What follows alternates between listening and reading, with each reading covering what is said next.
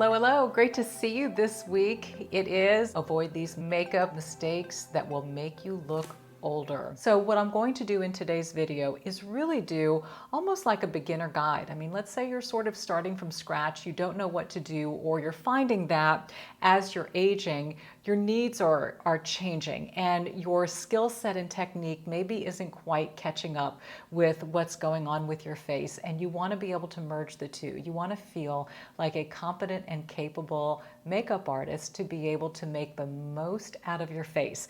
That's what I love with makeup, is its ability to bring out our best. I'm not here to do a full-on conceal and change. This is a daytime look. It's a natural look, but I'm going to be using two different techniques, the way to do it right, and sometimes where we sort of slip and trip and make mistakes and get stuck in old habits and patterns. So I'm going to split my face in half, do one side the right way, one side the wrong way. So you'll be able to see the difference, and I'll explain it as we go.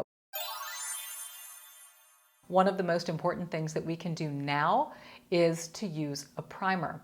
It is not one size fits all. We all have different needs. Some of us can be drier, some of us more oily. You can find a primer that will target that specific need. My particular case, and you saw that in last week's video, is the fact that I'm dealing with increased pore size. So for me, my primer is going to focus on pore minimizing. And before I even launch, every single product is in the description portion of the video. I'm always asked, how do I find the description? Simple. If you're watching on your computer, underneath this video is a quick little description. It says show more. Click that. Everything expands. You'll see all the products listed. If you're watching on your cell phone or tablet, there's a little down arrow to the right. Click on that. Again, the same thing. Description portion will expand. You'll see all products used, all links.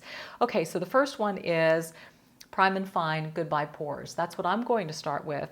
And I really concentrated on areas where my pores are the largest. So that would be right up here, kind of in between the brows, forehead, nose,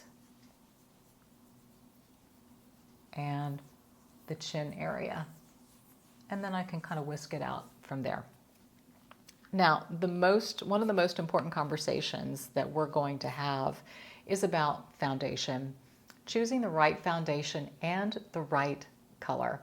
Sometimes the biggest mistake that we make is we mismatch and we choose a color that either matches our face or matches our neck. As we age, our skin tends to get more ashy. You may find this a bit strange, but I'm going to encourage you to do this. Go one shade warmer in your foundation for two reasons. Number one, to combat the fading of the warmth of the skin, to combat that ashiness. Number two, I've always said, whenever you're picking a foundation, go match it to your chest. I love shopping at my local Sephora and Ulta for that reason. I can go take a product over to the window, use my little pocket mirror so I can really see how that color is reading, and I will put it on my chest. And as you can see as I back up, there's so much more warmth here on my chest than there is on my face. And it's simple. When we're out and about, even driving in our car, this part of us gets more sun exposure than this because we work so hard to put SPF on our face to cover. So we're going to warm it up. Now, one side I'm going to do, let me get my foundation brush and a blender.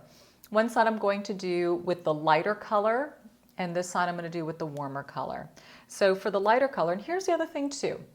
The other mistake is not picking the right foundation for your skin's needs. If you're super, super oily, go with a matte foundation. It's okay to use matte after 50. Sometimes we don't want that slick, shiny, dewy finish. And if your skin gets oily quick, when you put makeup on, use a matte foundation. Just use it sparingly. If your skin is drier, go for something a little bit more dewy and hydrating. So I'm using NARS. This is Light Perfecting Foundation. It is a great foundation, so I don't want to discourage you from using it. It's just too light for me. So it'll match my face, but not the rest. So if I were to pick this out in the store, I'm like, yeah, okay, this blends in well with my skin on my face, But if I don't back it up and get myself over to some natural light, I'm going to see, oh, this is reading way too chalky. And I always say pull it down. So I'm going to pull it down, and you can even see here it's starting to make my neck very, very light and chalky. So yeah, sure, may have matched my face, but I look like now a total mismatch. Now my foundation for the right side of my face is Your Skin But Better, and it is a much warmer color. And in fact, when I put it on my face, you might be, wow, that's a little bit on the dark side. But it's funny what happens is you start putting foundation on and then you pull it down to bring it to your neck to now match up to your chest, neck, and collarbone. And by the way, you see me applying with sponges or brushes. It's personal preference.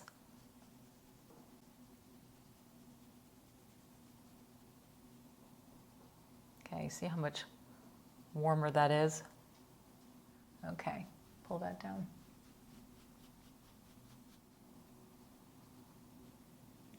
Okay, you're already seeing a difference. This completely blends in to the rest of me. This is already standing out, looking too white and too chalky. This is much more matte. This has a little bit of a creamy, dewy finish, which is nice if you're dealing with some dryness. So again, the type of foundation, whether it is matte, hydrating, dewy, light, full, that's up to you. That is a personal choice. That is up to how your skin is behaving at this age. Could be combination skin. You pick the foundation consistency and formulation that best matches your skin. Less is always more. I find that we need more kind of in the middle area, and then we can fan it out. But if you're dealing with hyperpigmentation, which we often get on the outside of our jaw and our cheek area from sun exposure, you may need some good coverage there too. So don't shy away from good coverage. Don't feel like as you get older, oh, well, I'm now relegated to just light BB or CC creams. I can't get the full coverage because everybody says it'll make me look older. No, it's only if you choose the wrong formulation for your skin type. That's it. So now that we've tackled the skin foundation color, let's move on to eye primer. And I'm going to use, on my good side, because I do believe in using eye primer, Urban Decay Eyeshadow Primer Potion. And here's why it's important to use eye primer. And if you don't, I hope to convince you after this. Our eyelids can get oily, and a lot of women complain about moving eye makeup. The eyelid primer really helps for two reasons. It helps to control the oil production on the lid, but it also creates a really nice matte canvas for your eyeshadow and deposits a little bit of a light pigmentation. So visually, you don't see a difference between the two, but what's important is how your eyeshadow is going to wear. Critical to use an eyelid primer at this age and stage of our lives. So I encourage you to find one. They're at all price points, but they make such a big difference in how your eyeshadow wears, and I think you'll be so happy with that.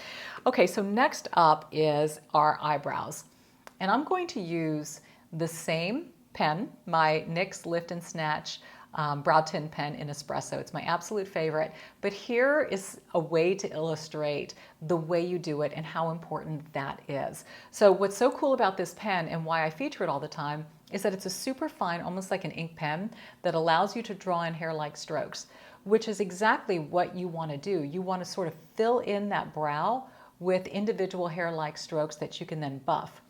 The biggest mistake that we make is taking a pencil or a pomade and then just drawing a thin line. So let's do the difference. This is the not so good side. So this is what happens. People just sort of come in and they draw, they go straight and they fill in like that. That can, sure, mimic the line of the eyebrow, but what makes an eyebrow youthful is its fullness. And that's where we have lost volume over time. Even those of us who've had microblading, you still want to recreate that thick, bushy brow as best you can, right? You still have to work within the framework of what your eyebrows are giving you. But here's the difference between going horizontally now as opposed to vertically. Vertically, we come in and we literally mimic how our hair grows. And the other thing is that I'm allowing a little space in between my strokes, because that's how eyebrow hair is. It's not one solid thick line. And you'll notice that the top part of the eyebrow hair grows down. And I mimic that. The bottom, I get to sweep up, so they sort of meet in the middle.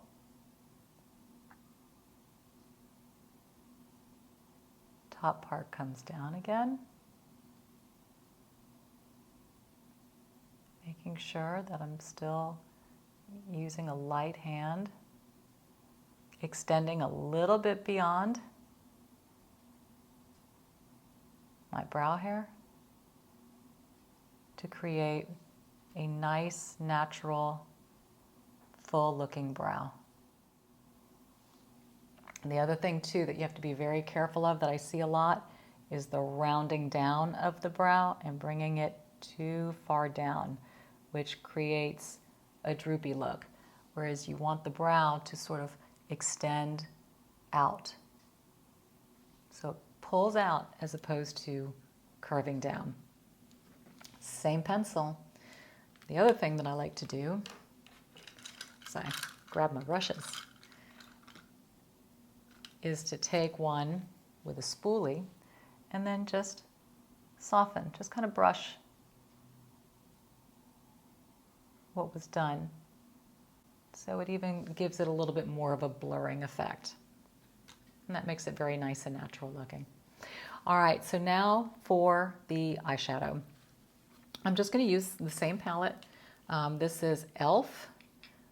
Mad for Matte. It's a palette that I have featured before, very affordable drugstore. In my drugstore makeup tutorial, this was a top choice. Love the colors. Okay, so the mistake side. Here's where we run into trouble. And I get questions about hooded eyes all the time. So let's just talk about what's going on with our eyes as we age.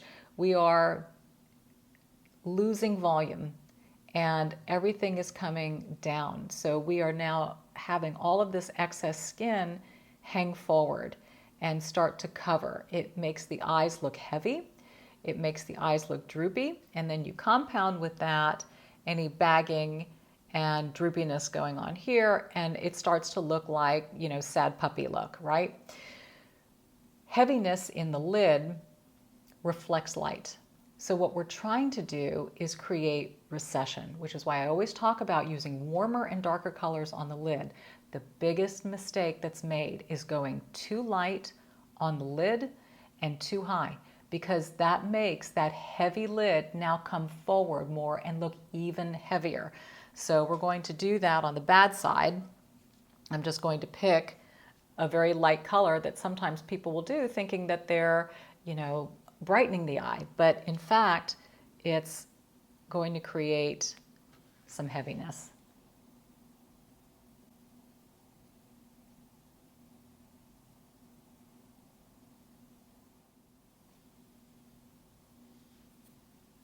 Okay. On the flip side,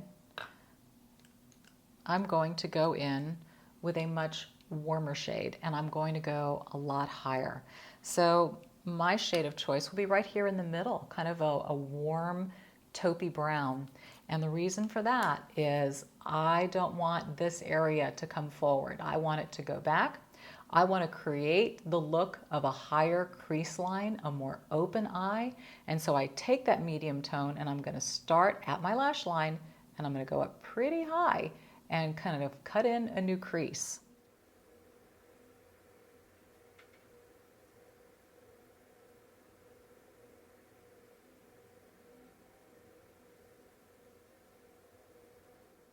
So as you can see, that taupey brown going up created a more open eye look, whereas this is still looking heavy and closed off. Another mistake that is made is now coming in too low with that crease. So on this side, I'm going to come in with the dark color, and this is another mistake, going too light on the lid and too dark in the crease and too low in that crease. So in with the dark color on the wrong side, and I'm going to literally follow where my crease is, right there. And what this also does is it creates this striping effect. And I'm going to bring it down to meet my outer lash line. Okay, so again, it's not doing much for me here, and it certainly isn't opening up my eyes. So I'm now going to use the same dark color, and on the good side, I'm going to now do kind of a triangle on the outer corner, starting at the bottom and going up higher. And my goal is to meet the outer edge of where my eyebrow is. And now I'm just going to take a blending brush that has no color in it and just smoke the two together.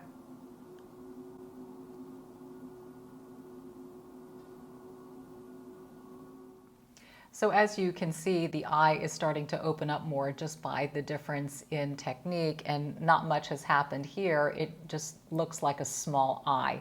So we've done the shadow part. The next is the eyeliner, and the mistake that can often be made is A, being afraid of black eyeliner, and also placement of the liner. A lot of women are told as they get older, stay away from black eyeliner, it's too harsh, you should switch to a dark brown. And so back in the day when we wore eyeliner, we were taught, let me make sure that's a brown, yeah. So in the old days, we were taught to apply our eyeliner from top down. And we literally rimmed our entire eyes, right? The whole point was to follow your eyelashes to give you a bigger eye look. So that's what we're going to do on the wrong side, is I'm going to go from the top down using a brown.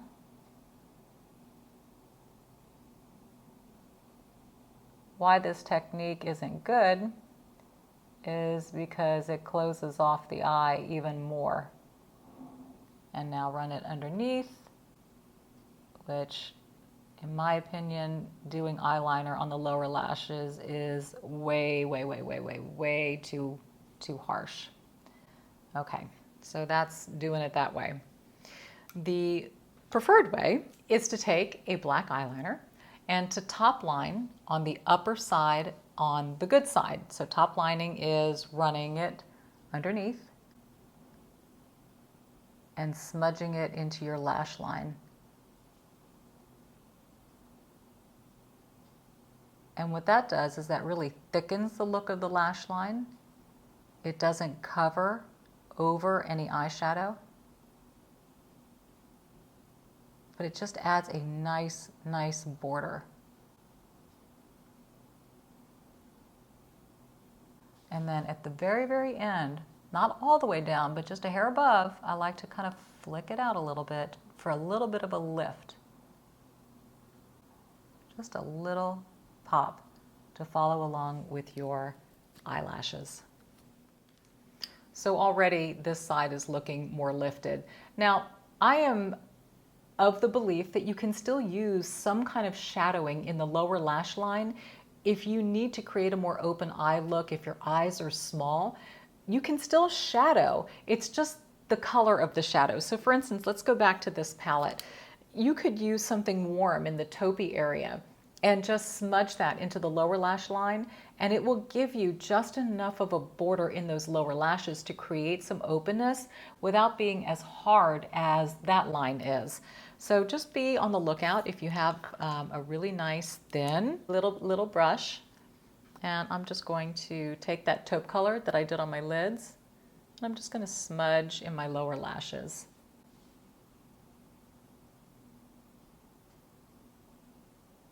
I get some openness, but you see how much softer that is compared to the hardness of that line. So we just want to stay away from any hard lines. Everything should be super soft, super smudged, and blended. The next thing is brow highlight. And on the right side, I will be applying it with a very, very thin, flat brush because I just want the highlight to just hug underneath the brows. So I'll go with that light color. And all it's doing is creating a little separation between the shadow and the brow and giving the brow an opportunity to pop.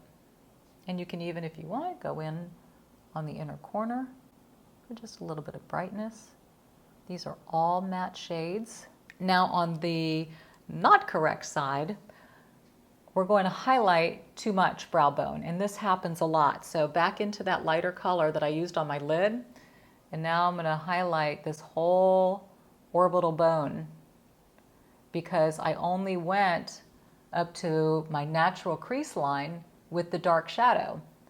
So now we have this huge area of highlight. So the orbital bone gets more pronounced as we age. You put light on that, it looks bigger. You put light on the lid, it looks heavier. I followed my natural crease line, which just closes. It just makes the eye look smaller. Even though I've rimmed it in eyeliner, it still just doesn't have as soft of a look as the other side. And that's what we're looking for, is softness, a blurring, blurred lines. I know you want them. So now here's the next mistake that's made with the eyes. I smudge shadow, I'm gonna leave it. But on the wrong side would be to apply mascara now on the lower lashes. That's another reason why I don't like mascara down there, because it just has the opportunity of smudging and getting in the way. But now we're only exacerbating that whole droopiness by doing the lower lashes like that. So anyway, and no mascara on the good side. Let's move on to concealer. That's a really, really important one. And not just the choice of concealer, but the placement of concealer. The key in everything, don't over apply. And so what are we trying to deal with when we're dealing with under eyes? We're dealing with circles and generally hollows, lines, and discoloration. Here's where it gets super tricky. If you have bags, you put a lighter color on a bag protrudes. So what happens? That bag is now protruding. So you can't do this. You can't do a whole swath of concealer and just do your whole under eye area like that. That's the bad side. The good side is I'm going to put a couple dots on the inner corner. I can see right here, kind of the bottom of a bag. I'm just going to hit right there and right there. That's where I need concealer. So I'm going to start with my brush.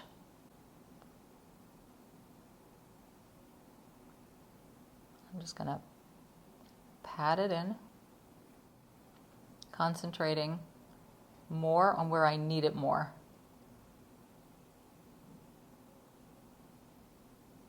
Just right in here. And now gets a little bit lighter, that one little area, and the outside.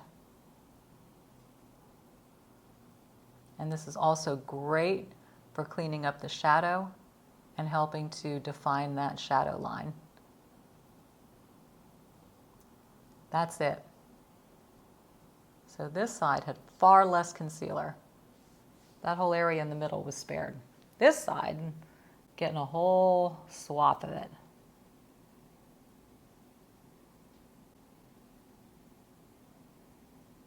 The other thing, you want to make sure that your concealer is close to the shade of your foundation. Maybe just one shade lighter.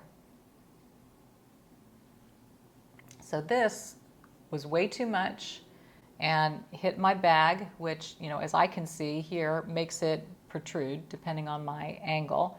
And it looks like a big white stripe underneath my eye. Whereas this looks like it just very gently and delicately took care of my dark circle. And that's it. Okay, so now onto face powder.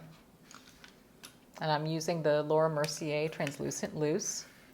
Now I have already on this side a very matte foundation and a very white to light foundation.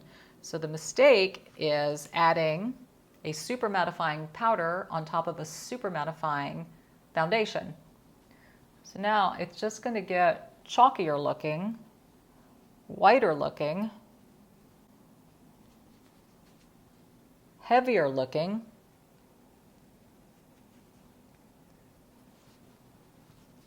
almost clownish, right? Even translucent powders will slightly lighten your foundation. So on this side, I'm just going to take a wide brush. You don't need powder everywhere, and you don't need a lot of it. It's just to kind of kill that shine. So I just lightly dust the powder if I don't need too much. And again, this is a daytime look.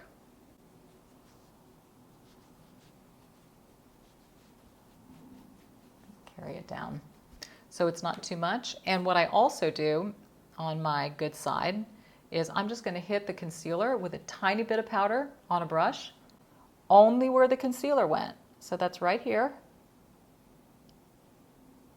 and right here.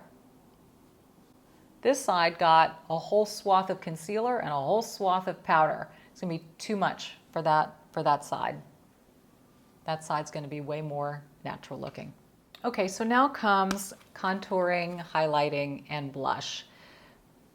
What we want to do with contouring is we want to be able to create recess where there is no longer recess. It's an opportunity for us to create a little hollow if we're a little full in the cheek or full in the jawline, or if we have a high forehead or a long nose or a wide nose. Contouring has given us the opportunity to shade in those areas, but we don't want to be heavy-handed with that contouring. We don't want to look like we have stripes on our face. You know, sometimes you see those gals and they draw lines and lines and lines and, you know, lots of lines and stuff and then blend. And I prefer to do it with a powder brush and a very, very light hand. And also, let's just even take a look at, this is Kat Von D Shade and Light Contour Palette. Look at the difference in shades. You see how dark that is?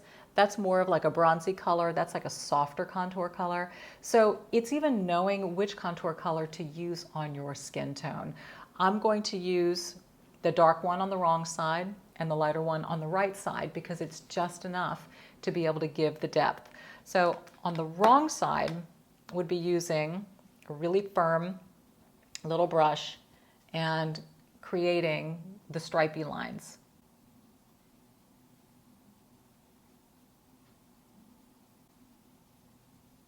And coming in too far.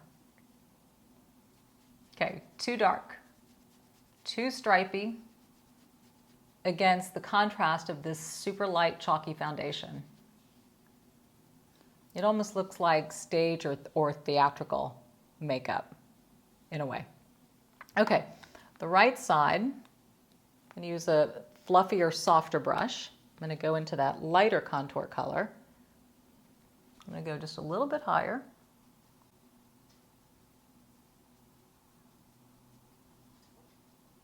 Not as far in, not as skinny.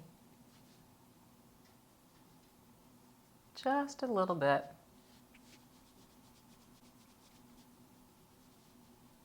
I'm also going to pull it down,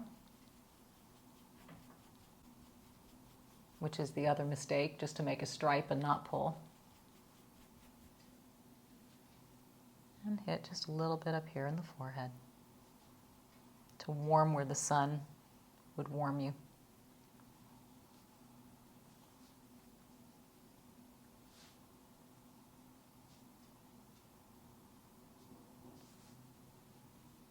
Okay, we you see the difference? We got ourselves a major stripe here because, you know, we're trying to create a sleek face, much softer and diffused in doing that. And these are all matte. I'm not incorporating any shimmers or frosts into anything. The next mistake is blush. The wrong side is going to use too dark of a blush and in the wrong position. So this is going to be too much of a red rose and too low and too far forward.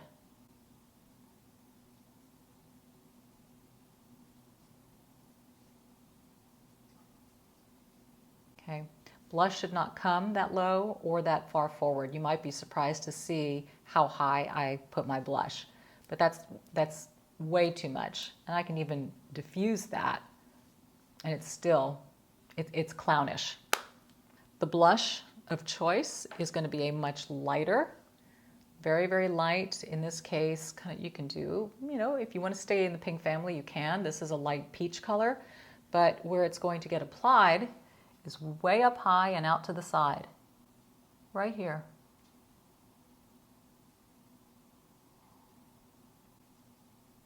Creates a lifting effect.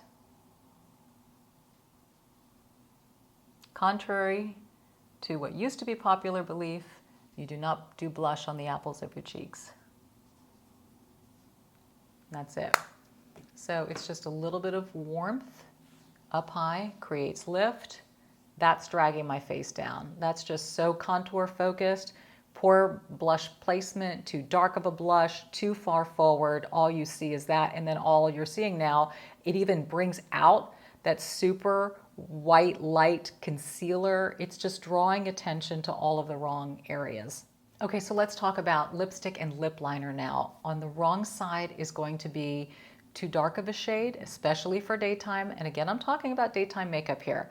And overdrawing the lips with too dark of a lip liner. The mistake that I'm going to make is I am going to round down, which creates this sort of droopy looking lip in a name of trying to make my lips look fuller. But the darker color is really going to make it look clownish as well.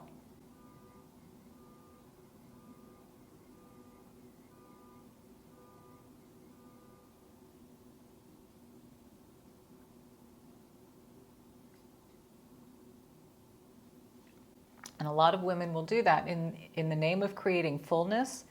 Do it here, but then make it full here and then bring it down. And it just creates this downturned mouth with too dark of a shade. On the right side, I'm using a lighter colored nude type of a pencil. I'm going to go slightly above, but I'm going to bring it down and kind of whisk it out to create more of an upward turn of the lip. Still fullness, but this is like a shadow border instead.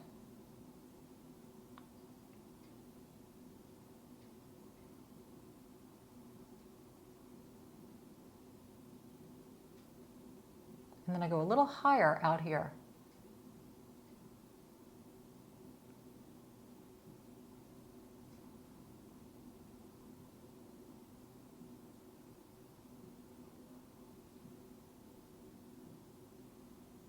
When I apply it, it almost blurs like a taupey shadow. And it really does give that shadowy effect without creating a really hard line. And I'm super soft in my application. Okay, so the wrong side, and this is a mistake, be really careful of brick-toned shades. They can be very aging and harsh.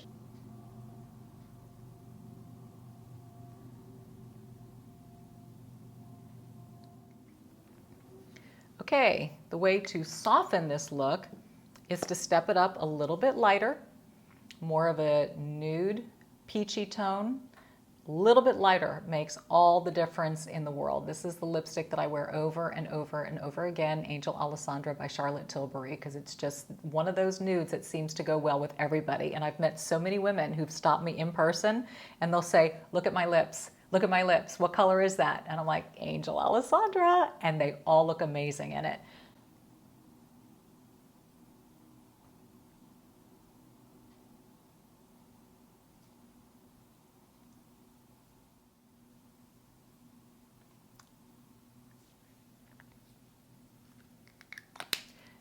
you see what a subtle but yet powerful difference that is? These two lipstick colors aren't all that far off, but one reads way more harsh than the other does. And why is that? Because we're too light on our foundation. We're too powerful in our color against that light foundation. We didn't do ourselves any favors for the eye. Let me do that so it's really noticeable. So it looks like too much makeup. It looks clownish because the makeup is not at all matching the skin tone. It doesn't have the warmth. It's got hard lines on the eyebrow, on the eyeliner. It doesn't have anything to open the eye. It's too low on contour blush. It's too rounded and a little bit too deep for the lipstick color. And I hate to say it, but it's like 1980s all over again. It's Devo. It's, you know, it's what we wore. It just worked better when we were 18. All right, now to the right side. You see the difference, okay? It's so much warmer. It's so much softer. Look at the brow and see how soft and shaped the brow is. And it's not a hard line, but it looks like there are individual brow hairs there. The shadow placement going higher with that more medium tone really helped to open up the eye and create a brighter eyed look, even though we stuck with warmer tones. Just hugging that brow with the brow highlight was enough to give the brow definition. Again, the top line, not too much for the day because you're only top lining from the underside, that upper lash line, to give it some pop. For you, it would be just one coat of, or two coats of mascara on the top lashes, no mascara on the bottom, just a smudge of a medium toned eyeshadow. The difference in concealer, look, just a little bit right where it's needed versus a whole swath of a lot of concealer. Now the blush side, a warmth where we wanted to contour, but not a stripe. The face has shape, but it's got warmth on the outside, still highlight on the inside. And I didn't even use a highlighter on this side or any side. I didn't feel it was necessary. Peach tone blush up high creates a nice lift. It's a nice lighter color. And the shadow border of the lipstick, super soft for the lips, created a fuller mouth, created more of a sweet like curl up on the outside of the mouth, and the lighter color is definitely more flattering, especially during a daytime look.